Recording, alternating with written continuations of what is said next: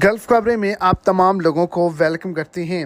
आज की वीडियो तमाम लोगों के लिए बहुत ही ज़्यादा इम्पोर्टेंट है और एक बहुत ही बड़ी ब्रेकिंग न्यूज़ है, क्योंकि आज के दिन सऊदी अरेबिया के अंदर मक्का के अंदर मुकम्मल तौर पर एमरजेंसी को नाफिज कर दिया गया है।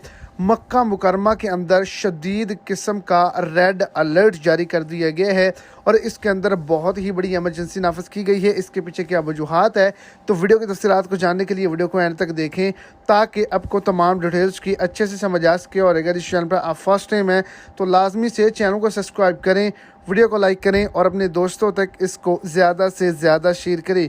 मक्का मुकरमा दुनिया का गर्म तरीन शहर जो है वो बन चुका है और इसके अंदर दर्जा हरारत 50 डिग्री सेंटीग्रेड और इससे तजावज़ करने का ख़दशा जो है वो ज़ाहिर कर दिया गया है। मदीना मुनव्वरा में भी दर्जा हरारत जो है वो बहुत ही ज़्यादा हद तक बढ़ चुका है, जिसकी वजह से इसके इर्द गिर्द के इलाके, इसकी कमिश्नरियों के अंदर मुकम्मल तौर पर एमरजेंसी है।